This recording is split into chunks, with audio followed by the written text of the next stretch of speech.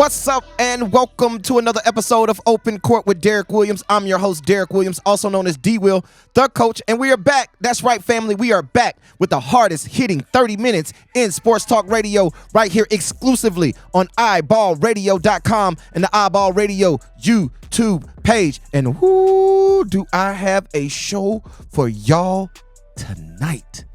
Oh, my goodness. Listen, we are going to jump straight into something. We're going to, I had the whole rundown for the show, right? And I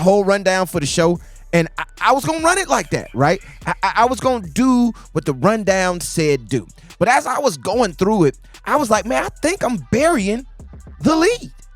I think I'm burying the lead of the week by not starting the show off talking about this. And I think I'm going to flip it up. I think that now that we're live on here, I think I'm going to actually flip it up. I think I'm going to start with this. I'm not going to bury the lead because it was a bombshell. And I think because it was done so far away that I think we kind of put a shades over it, right? We kind of put shades over it. We didn't really take it for all that it's worth. And listen, I might just be talking about me. I might just be talking about me not taking it for what it's worth and kind of poo-pooing it, right?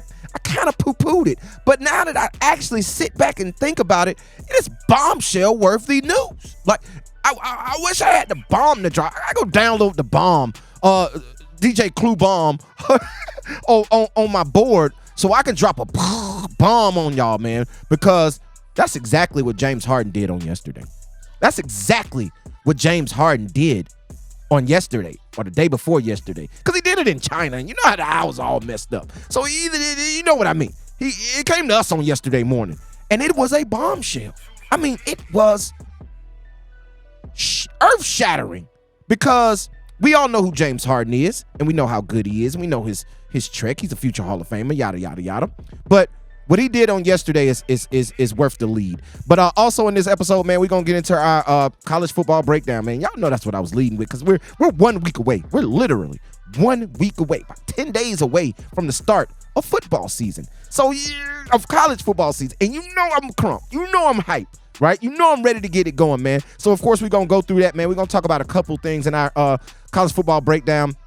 Then I got some quickness I want to go through in the NFL breakdown. And, of course, in our high school basketball breakdown, man, I'm going to have to say a word for our fallen family member in Caleb White from Pinson Valley High School, who lost his life at the young age of 17 just last week, doing what it is he loves on the basketball court, man. So we're going to jump into that at the end of the show also, man. So we're going to get through this all. We're going to get through all this, man, because, hey, listen, y'all heard what I said. We're exclusive right here on eyeballradio.com and the Eyeball Radio YouTube page. And, of course, we're going to podcast this on the Eyeball Radio podcast streaming sites. So wherever you get your podcast, you'll be able to go to Eyeball Podcast, find Open Court with Derik Williams, and be able to listen to it also. But, of course, we're right here on YouTube, man, so you can see my face, right? We're exclusive right here on the own platform, man. We have taken control of our own destiny right here on Open Court with Derik Williams, man. We had a great 65 episodes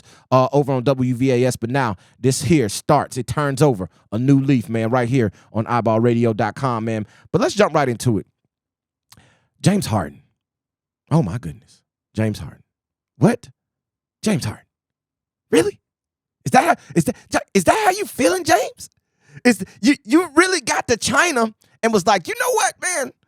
I'm finna make it go down. And I got my own thoughts and theories. Now, you know they've talked about it all day on all the 3-letter and 4-letter networks, right? They talked about it all day long. Everybody's giving their opinion on TV, on radio, everywhere. They were giving their opinion. And a lot of them buried. And I get it. When you're on a platform like that, it's kind of like you have to do something, right? You got to take a side. You got to take a stand. And everybody can't take the same stand. So some people, in my opinion, I know this happens. I know this happens. In a lot of instances, some guys take a stance that they really don't even believe in, right? It's not even really what their thought process is on the situation. However, with them being a part of that network, somebody has to take that stand. Somebody has to take that angle. Everybody can't be on the side of James Harden. Everybody can't be on the side of the Philadelphia 76ers and Daryl Morey. Everybody can't have the same stance. It doesn't make for entertaining radio, entertaining TV, right? It's not great entertainment. Somebody has to be the other side, right? And if you're the other side, it is what it is. So here's what we're going to do, man. I'm going to play the clip for you because me quoting it does absolutely nothing for it. Because listening to it does it completely, I mean, absolutely, completely different. It gives you a different feel, right? So I'm gonna play it for you. I want y'all to listen to this clip yourself. Here's James Harden on Daryl Morey yesterday from China. Daryl Morey is a liar, and I will never be a part of an organization that he's a part of. Let me say that again. Daryl Morey is a liar, and I will never be a part of an organization that he's a part of again. Thank you, man.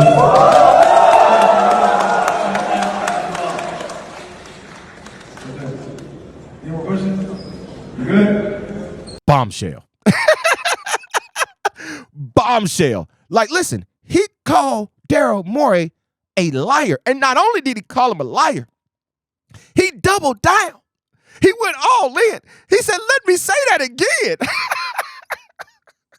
James Harden, I'm feeling you, right? Now, let's jump into the meat and potatoes of this thing, right? The meat and potatoes of it is, we all know that James Harden re-signed last year after being traded from Brooklyn midseason.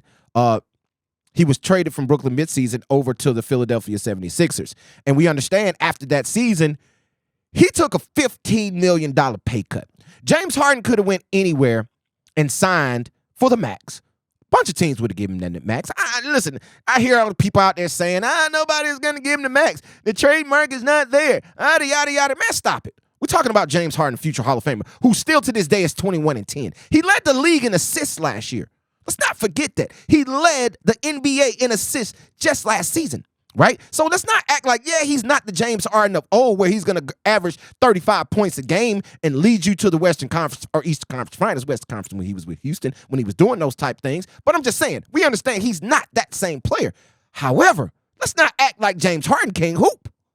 Like, we got people on here talking like James Harden can't hoop. James Harden's a dog, still to this day. At his 30-plus-year-old age, he's still one of those guys. So let's not act like James Harden cannot be a contributor to a championship team. We know he can, right? And he took a $15 million pay cut last season to sign back with the 76ers, meaning I'm going to give you this favor, Daryl Morey. We all know Daryl Morey and James Harden were guys. Those were guys. They were buddy-buddy from their time in Houston, right? And when Daryl Morey got the job in Philly, you know what he was going to do. He gave up a lot to Brooklyn to go get James Harden, right? In the Ben Simmons trade, he gave up a lot to go get him because that's his guy. And he understands I can win with my guy.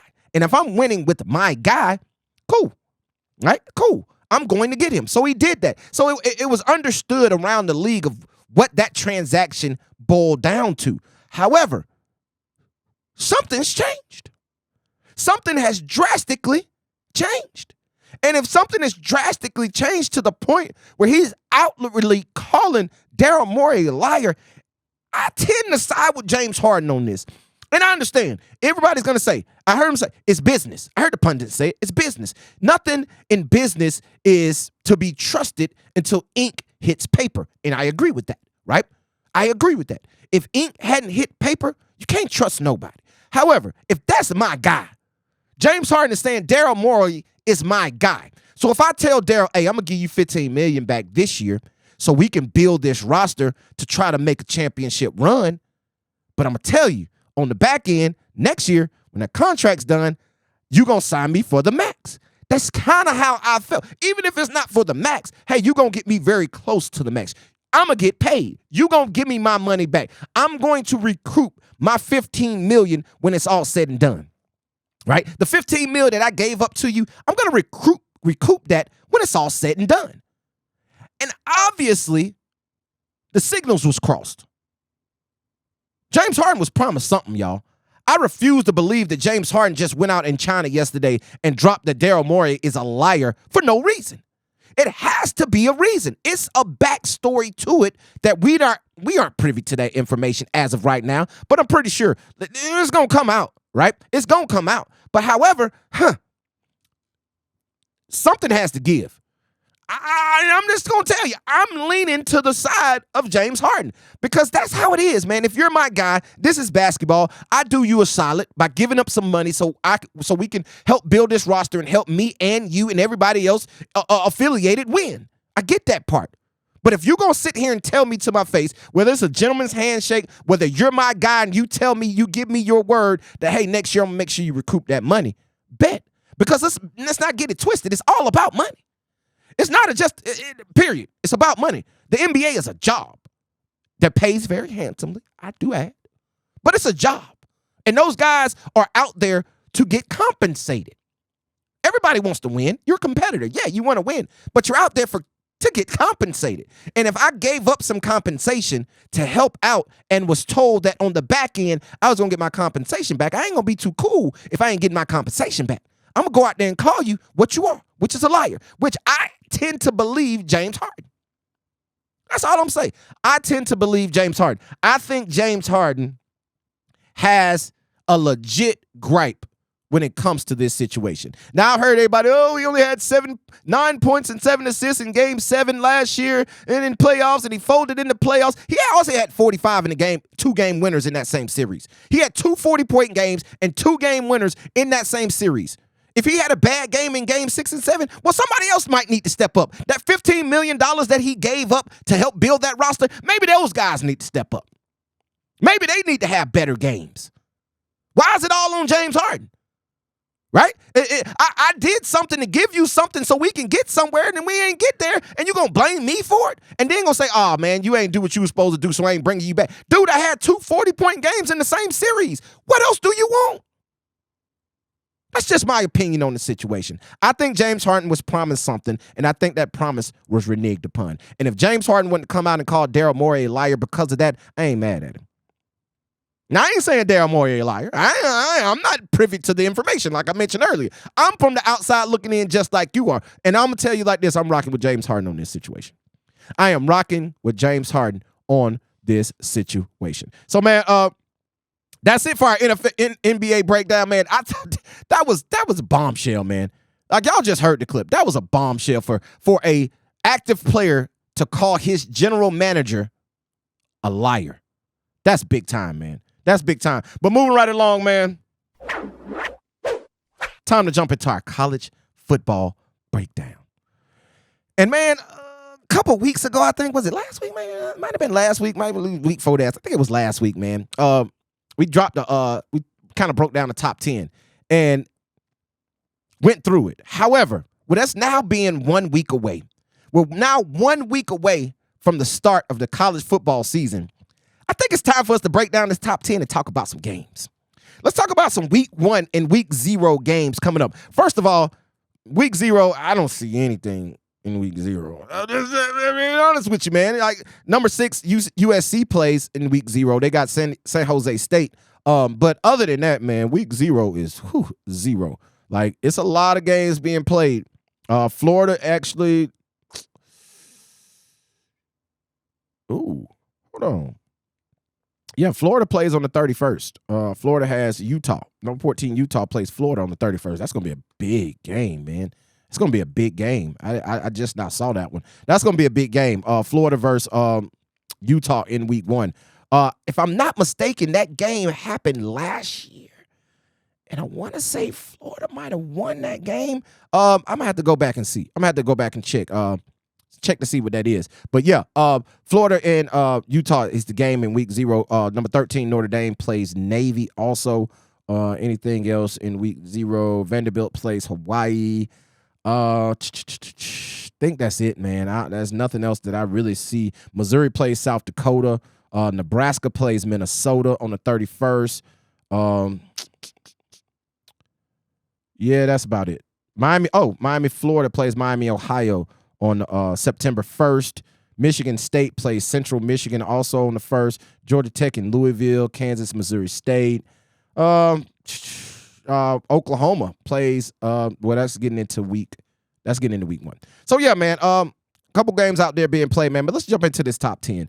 We already know top 10 is Georgia, Michigan, Ohio State, Alabama, LSU, USC, Penn State, Florida State, Clemson. AP has Clemson at 9, Washington at 10, and they got Texas at 11, Tennessee at 12, and Notre Dame at 13. Like I mentioned, of course, Utah at 14, and then Oregon winds out the top 15. Just to go through the rest of the top 25 real quick before we jump into it. Kansas State at 16. TCU is down at 17. Oregon State is at 18. Wisconsin at 19. Oklahoma at 20. North Carolina at 21. Ole Miss at 22. Texas A&M at 23. Tulane at 24. And Iowa rounds out the top 25, coming in at number 25. But let's jump into this top 10, man, because I got a couple issues. And let's turn up for this. Let's get a little turn up, man, because it's a little something I want to talk about, and it is the lack. I'm gonna blame it on conference realignment. I guess I can. I'm gonna blame it on conference realignment, and a lot of, even though we hadn't aligned the conferences all the way together, we still got another year for that. But this week 0 and week 1 games are weak. Like, everybody loves to harp on Alabama because it's just what they do. They harp on Alabama. Everybody like to harp on Alabama about a weak schedule, playing teams out of conference, teams outside the FBS and FCS teams, right? Those money games for those smaller programs who really need it, right? You see a lot of that, right?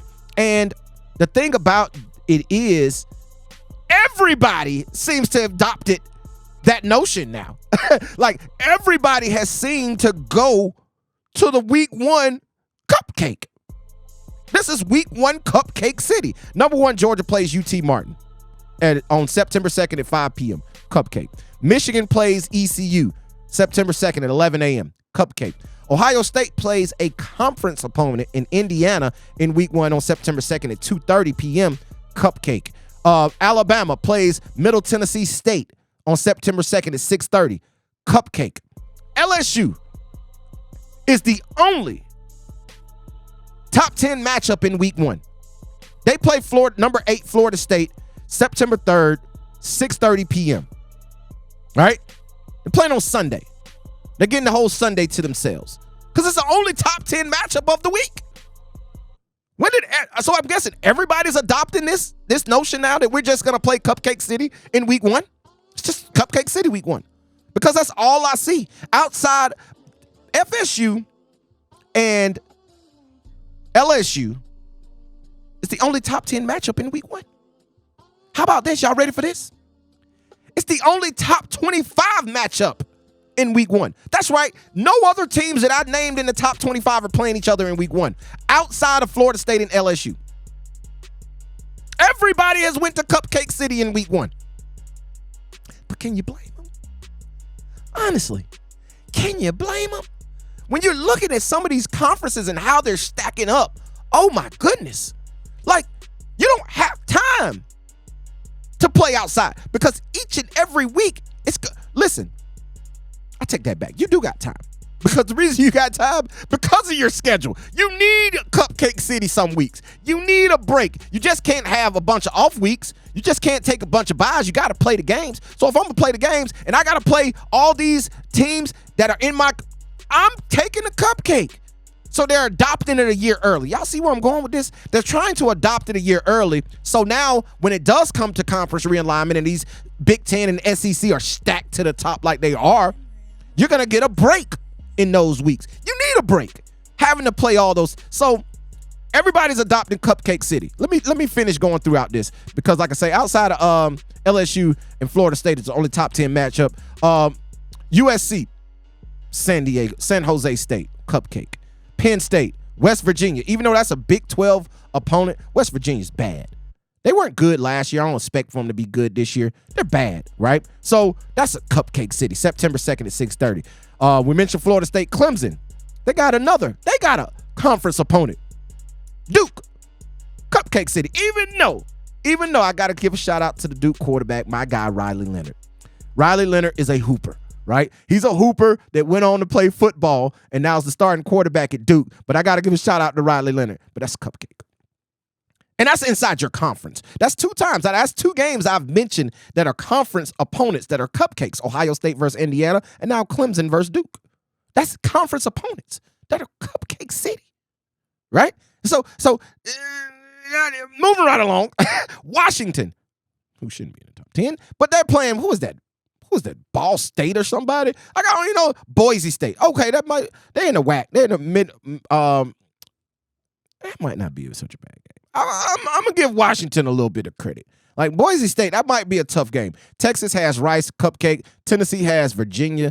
Even though I think that's a cupcake, that's still a, what did Virginia play in? I think they're in the ACC still, right? Notre Dame, like I mentioned, has Navy. Utah has Florida, like I mentioned. And Oregon has, what is that, Oregon? Who? Portland, man, stop it. Portland State? Come on, man. Portland State is 194th in the country. Like, I'm not kidding you. They're ranked 194 in the country. And that's your week 1 opponent? Come on, man. Stop. This is ridiculous. But this is Cupcake City going into week 1, man. I'm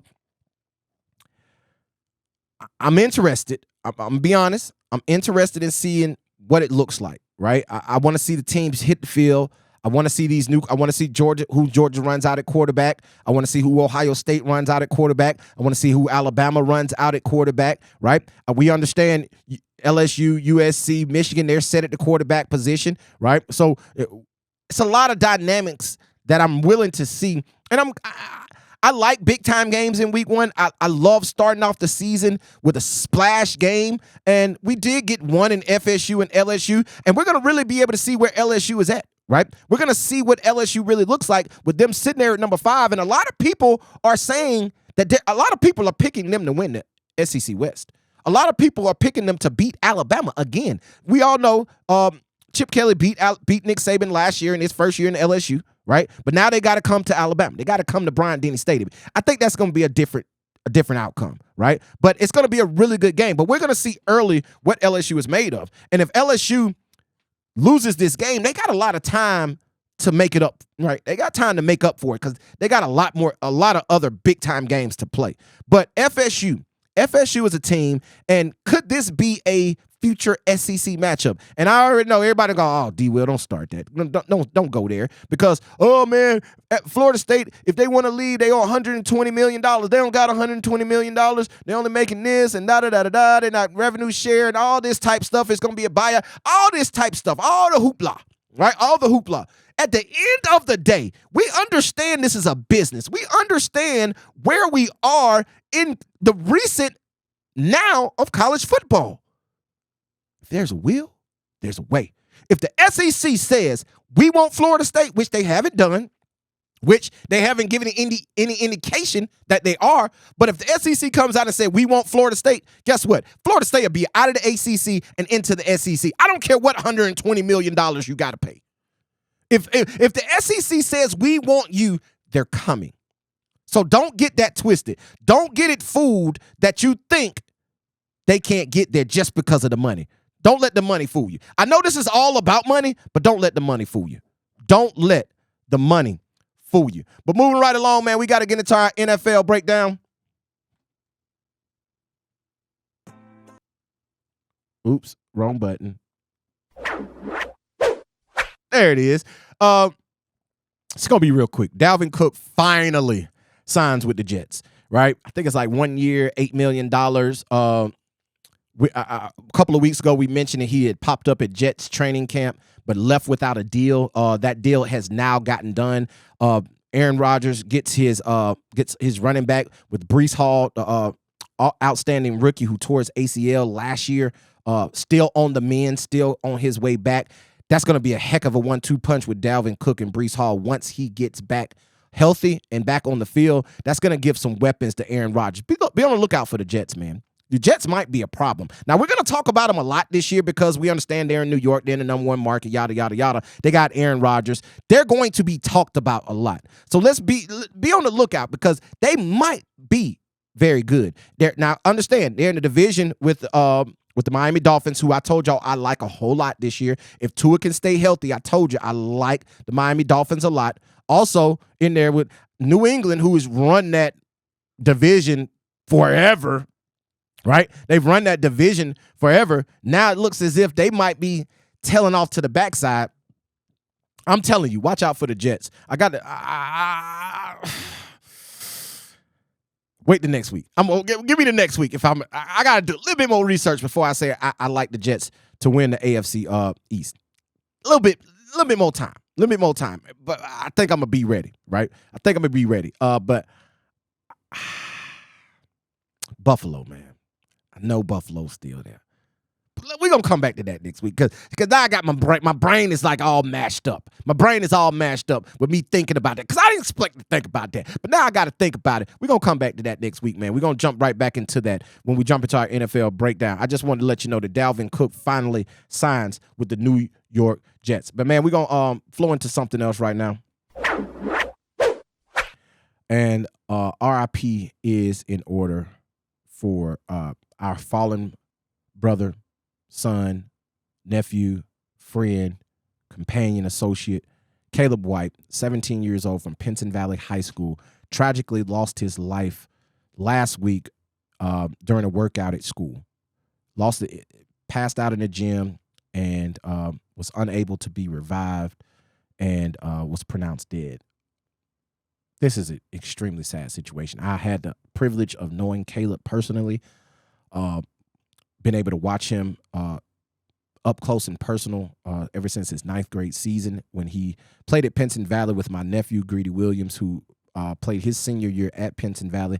Greedy was a senior in 2021. Caleb was in the 9th grade, played up on the varsity, got a lot of playing time, was one of those guys that you knew was going to be very, very good in his career. And unfortunately, he tragically lost his life the first day of school. Well, I don't know the first day of school, but he tragically lost his life at the start of his senior year just last week. And the amount of tributes and acknowledgement to went out to Caleb on last week and throughout the weekend just lets you know the character of that young man.